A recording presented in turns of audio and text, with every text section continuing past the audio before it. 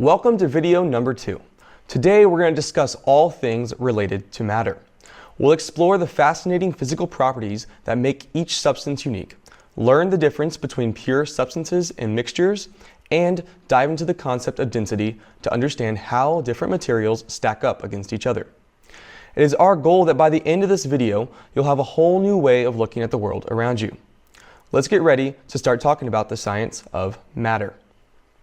Now, let's get started by talking about physical properties. What is a property? Well, a property is just some sort of characteristic or descriptor of an object or substance. Different substances have different physical properties. We can observe and measure the physical properties of matter by things like color.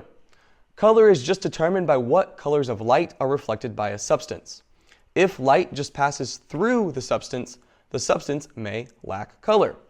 A great example may be if I have a copper cube. I could describe the color of this copper cube as brownish orange, something like that. Another example of a physical property is electrical conductivity. Electrical conductivity is just the measure of how easily electricity can pass through a substance. In class, one example that we did to talk about this was create a circuit. All right, we'll come back and look more at this when we talk about the periodic table and explore metals, nonmetals, and metalloids. Another physical property is magnetism. Magnetism is a measure of how attracted a substance is to a magnet. For example, I showed you how my magnets connect to the whiteboard, which is magnetic. Another property is hardness. Hardness is how resistant a substance is to changing shape or being cut. Two more physical properties are boiling point and melting point. Boiling point is just the temperature at which a substance changes from liquid to gas. A great example is if you're cooking noodles on the stove, right? As we boil water, the water makes steam, and so our water goes from being a liquid to a gas at 212 degrees Fahrenheit. Melting point, on the other hand, is just the temperature at which a substance changes from a liquid to solid. Lastly, you need to know density. Density is the amount of mass in a given amount of space, measured in a unit of mass per unit of volume. What I need you to know, and what we'll talk about in just a second, is that density is the relationship between mass and volume. As promised, we're going to take a second to talk about density and what density is. Now, again, density is just the relationship between mass and volume. Oftentimes, you'll see density measured in grams per centimeter cubed or grams per milliliter. In class, we'll do an activity where we talk about what substances might float in water and what things might sink. We'll also take a look at a density tower. Now, over here on the screen, you can actually look at a density tower, and I want you to think about what you observe and what you notice.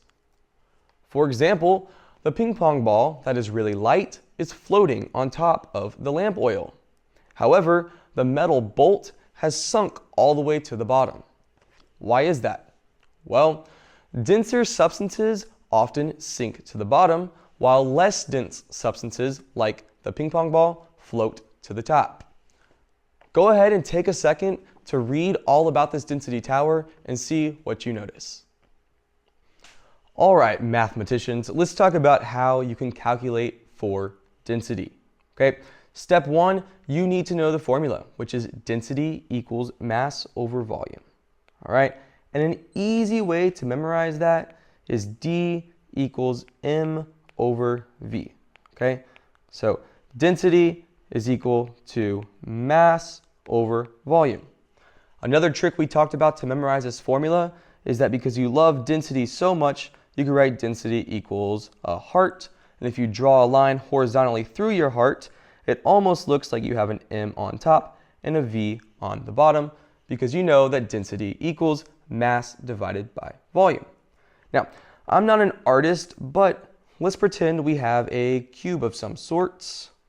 All right, and our cube has a mass of, 50 grams and a volume that is equal to 10 cubic centimeters. Now, what I want you to do is pause this video and see if you can find the density of this cube.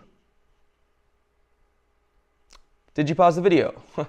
Probably not. Okay, so follow along with me to make sure that you can do this. Step 1, right, let's rewrite our formula. So density is equal to mass over volume. Step 2, let's go ahead and plug in our numbers. That's 50 grams over 10 cubic centimeters. Now, you can either do the math in your head or use a calculator. 50 divided by 10 equals what? Hopefully you said 5. And then you can't forget your units, which is grams per centimeter cubed. So our final answer is 5 grams per centimeter cubed. Hopefully you got that right. If not, come to academic coaching and we will figure it out together. The last thing that we're going to talk about today is the difference between pure substances and mixtures. Now, what you need to know is that a pure substance contains just one type of particle and has the same physical properties throughout. Great examples of pure substances include things like elements, carbon, hydrogen, oxygen, and compounds, things like water, H2O, or table salt, NaCl. On the other hand, we have mixtures. Mixtures can always be separated again. The two types of mixtures that we looked at were homogeneous or homogeneous mixtures and heterogeneous mixtures. First, we'll talk about homogeneous mixtures. The Greek root word homo means same. So homogeneous mixtures are mixtures that look the same throughout or are uniformed in composition. A great example might be lemonade or Kool-Aid. If I mix water and Kool-Aid powder and I stir it all up, all right, the Kool-Aid dissolves and it looks almost uniformed, or the cup looks the same. It's all red or all blue or grape, whatever flavor you're drinking. I can't stick my hand in the cup and easily separate the Kool-Aid from the water. Therefore, this is a homogeneous mixture. It all looks the same. On the other hand, we have heterogeneous mixtures. The Greek root word hetero means different. So heterogeneous mixtures are mixtures that do not look the same throughout or are different throughout. Good examples include things like salad or Chex Mix. If I'm munching on a salad for dinner, I can easily separate the lettuce from the tomatoes, from the cucumbers, from the carrots, from the croutons, or whatever else is in your salad. So to recap, we have homogeneous mixtures, which look the same throughout, and heterogeneous mixtures, which look different throughout. Thanks for watching, everyone. Today, we've uncovered the secrets of physical properties, from how we describe and measure matter to understanding why substances behave the way that they do. We've explored the difference between pure substances and mixtures and learned how density can help us compare and identify materials. Keep observing, questioning, and experimenting. Science is all around us, and you're now ready to explore it with even greater curiosity.